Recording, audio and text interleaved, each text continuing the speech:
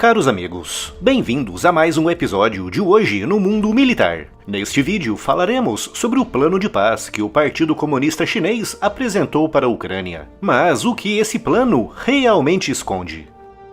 Se você procura por uma fonte séria e confiável de notícias, o site do Hoje no Mundo Militar é o lugar certo para você. Notícias e análises diárias feitas por um time profissional muito qualificado, cobrindo temas militares e geopolíticos relevantes no Brasil e no mundo. O site do Hoje no Mundo Militar é a sua dose diária de informação militar e geopolítica. O link está aqui na descrição.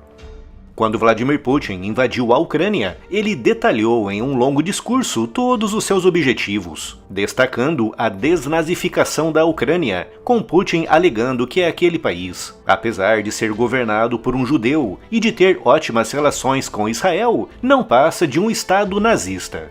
Salientou também a necessidade da Rússia apoiar os povos de origem russa que vivem no Donbás, uma região que desde 2014 está em guerra com o governo de Kiev, uma guerra iniciada e financiada pelo próprio Putin. E por último, mas não menos importante, Putin queria a desmilitarização completa da Ucrânia, alegando que aquele país estava sendo armado pela OTAN para atacar e destruir a Rússia. Em fevereiro, naquele seu discurso, Putin não referiu questões como anexações de terras ucranianas. Mas, no final de setembro, esse ponto se mostrou central para sua invasão, com Putin anunciando a anexação ilegal de 4 regiões ucranianas. Curiosamente, regiões que ele nem sequer controla na totalidade. Se ainda havia alguma dúvida, ficou claro naquele momento que Putin não tinha invadido a Ucrânia para desnazificar ou para salvar povos de origem russa que estavam mergulhados em uma guerra em Donbás que ele próprio começou em 2014. O seu objetivo com a sua invasão da Ucrânia era apenas o de anexar territórios, amplas áreas que, de acordo com ele, pertencem historicamente à Rússia. O que Putin quer com a invasão da Ucrânia é simplesmente aumentar ainda mais o território da Rússia, o maior país em extensão territorial do planeta. Portanto, com isso em mente, quais seriam os termos para um eventual plano de paz para colocar um fim naquela invasão? Para Putin, a única forma dele parar agora, neste momento, com a sua invasão, seria se a Ucrânia aceitasse oficialmente a perda de Donbás, Zaporizhzhia, Kherson e da Crimeia, e se a sua constituição fosse alterada, proibindo o país de procurar ajuda militar estrangeira, mesmo em caso de ataque. Xi Jinping, líder do Partido Comunista Chinês, sabe muito bem dos objetivos de Putin naquela guerra e sabe que a única forma de parar aquela guerra seria através do reconhecimento ucraniano da anexação russa daquelas 4 regiões. No entanto, mesmo sabendo disso, a China também sabe que oficialmente não pode apresentar um plano pedindo que uma nação abra mão de partes do seu território, já que isso reforçaria os argumentos usados por Taiwan para defender a sua luta pela independência. E nesta sexta, dia 24 de fevereiro, a China apresentou o seu plano de paz para a Ucrânia, um conjunto de 12 pontos que, basicamente, não falam nada. No tal plano de paz, a China não condena a sua aliada Rússia pela invasão da Ucrânia, mas condena a Ucrânia e o Ocidente por estar garantindo a defesa ucraniana frente a essa invasão. No plano de paz, a China nem chama a invasão de invasão, se referindo à invasão como uma simples crise, com o governo chinês pedindo apenas para que a Ucrânia e a Rússia sejam racionais e evitem o agravamento daquilo que chamou de tensões.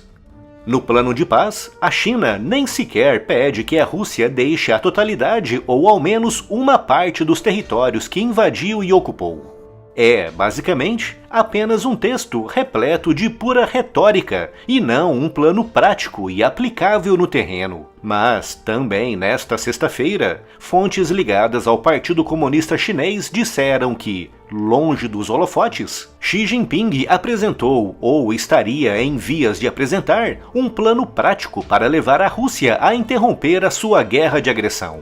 Este mapa que aparece na tela resumiria esse suposto plano, ou seja, a Ucrânia deverá aceitar a perda das 4 regiões anexadas ilegalmente por Putin, e além disso, deve se desmilitarizar a leste do rio Dnieper. Nessa tal zona desmilitarizada, o exército ucraniano deverá se retirar imediatamente e totalmente, podendo atuar ali apenas policiais fronteiriços. Esse suposto alegado plano de paz chinês se parece, na verdade, com termos de rendição para a Ucrânia, já que daria a Putin tudo aquilo que ele mais deseja nesse momento.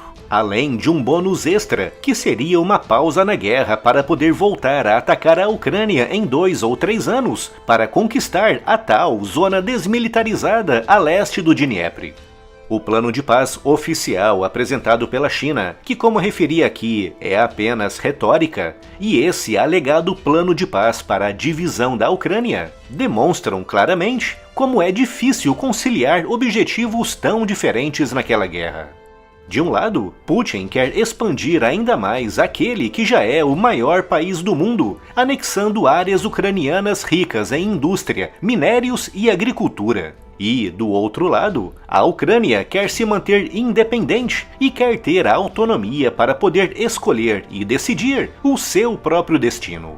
Com objetivos tão antagônicos e com países supostamente neutros como a China tentando ajudar a encontrar uma solução pacífica, fica bem claro que aquela guerra, infelizmente, ainda vai se arrastar por muito tempo e que o seu fim só chegará quando um dos lados esgotar totalmente os seus recursos. Não param de chegar novidades à loja do canal. Se você procura aquele presente bem legal com o tema do militarismo, a loja do canal é o lugar certo para você. O link da loja você encontra aqui na descrição.